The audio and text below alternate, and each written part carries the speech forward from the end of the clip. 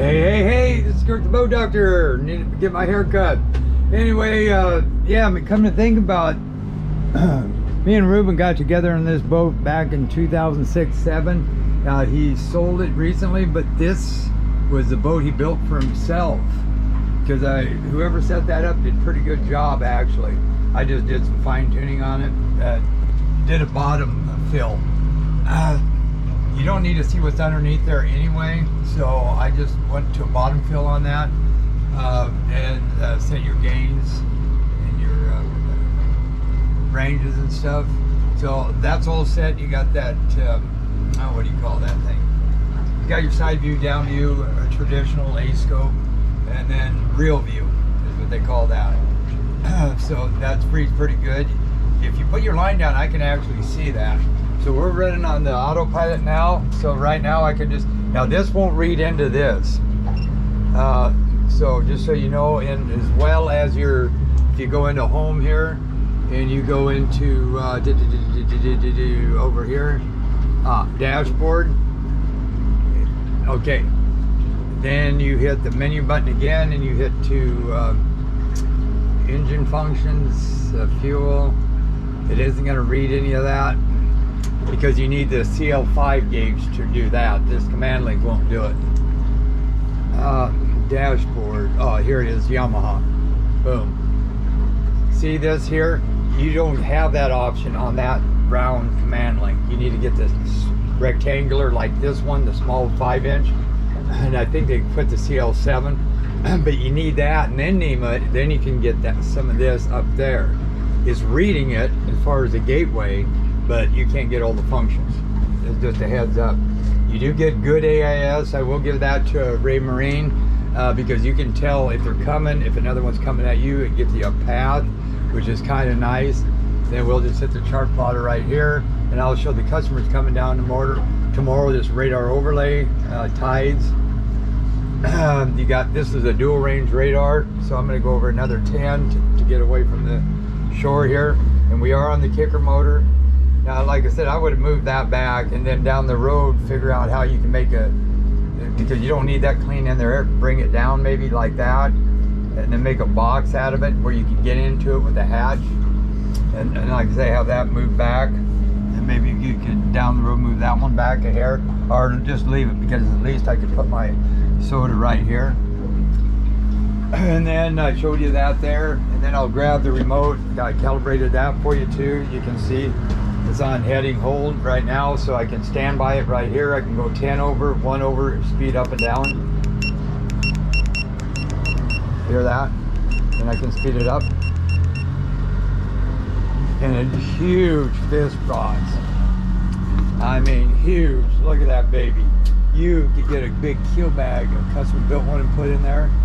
And these are, you do U-turns, circles, and zigzag, and you can change these buttons. Checked all the light and showed you that. Anyway, this is a 50 by 55 degree hole. It's a 1/4 inch bottom, 56 alloy, 56, I believe, 86. Could be 86.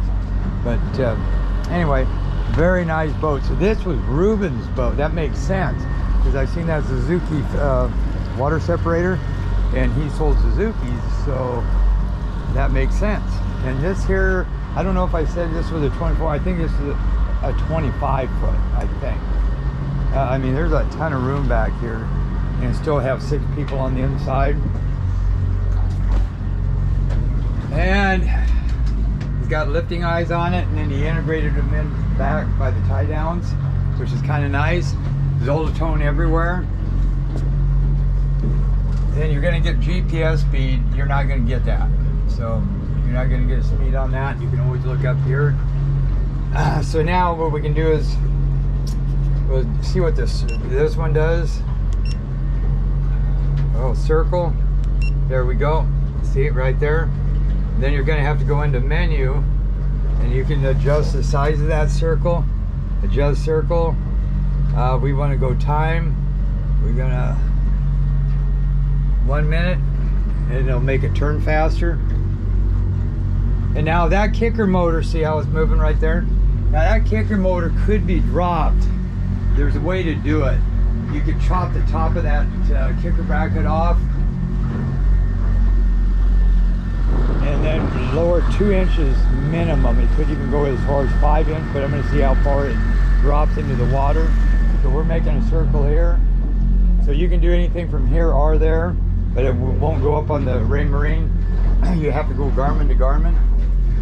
And then once you get where you want to go, I can hit this back here and it engage heading hold. So I'm going to wait. There. Now I'm on right there, heading hold.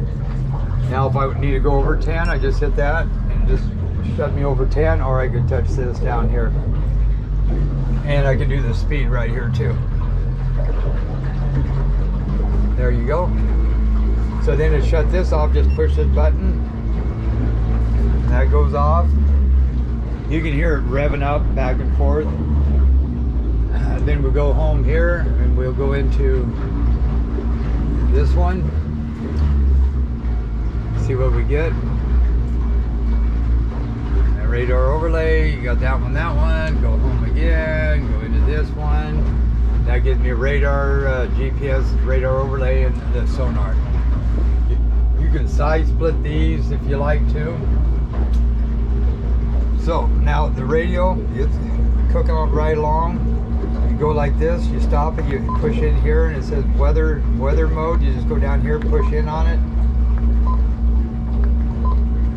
Weather right here. Low range. Up. Now where am I?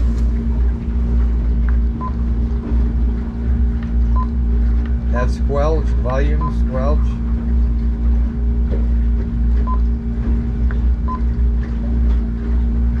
DSE call. Weather. Waters, Cape Lonzo, Oregon to Point C, British California. Then you can lower out nautical like miles. Then go back again. Daylight Go out of that. And then you have to go down here where it says scan mode, all channels. Then you can stop it there, and then you can just dial in what one you want. Okay, so now we're down here. Now they gotta rewire this, get this off of that key switch, because the only way, if I pull this, it will actually, see right here, then I can turn the motor off. But see what happened to that gauge? Just shut it off. So now I'm going to just start this on. So that needs to be off of that and on its own power source. Because now I'm on the autopilot. I think they kicked it off actually. So, but we want to start that back up again and just make sure.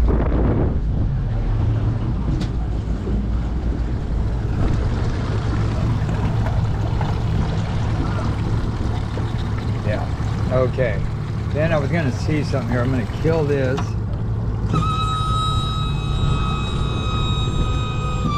Yeah, he could drop it if he had to up on top, about 2 inches, maybe 3 inches down.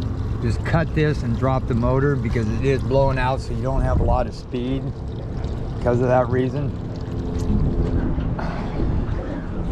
And then that started up. Just make sure that I cut it because I shut that key off and that shut that off, so I don't think that, but if I could pull the lanyard and it would kill the motor, but my gauge would still be on, so it isn't the right way. So then I'm going to go like this, pull that button, keep pulling until it says power off. There you go, boom. Then you got to make sure this motor is turned a certain way. Yeah, like that. And then you can trim it the rest of the way up. If not, you don't want to, if you have that straight and that, you trim that, it could smash that data wire and then you're in trouble. I love the deck. Put it in gear, and it needs to have the steering blood as well. Make this.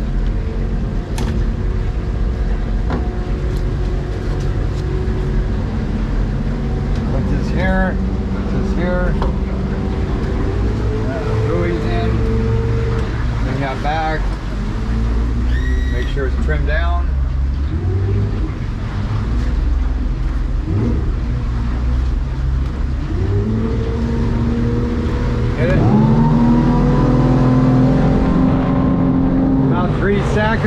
2.5 to 3 seconds.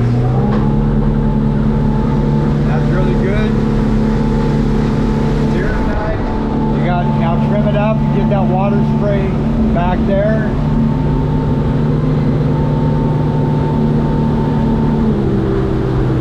Now we'll steer it and see what happens.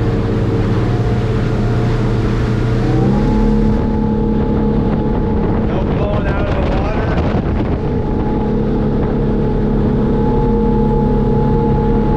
Good. Trim it. Goes right through that stuff.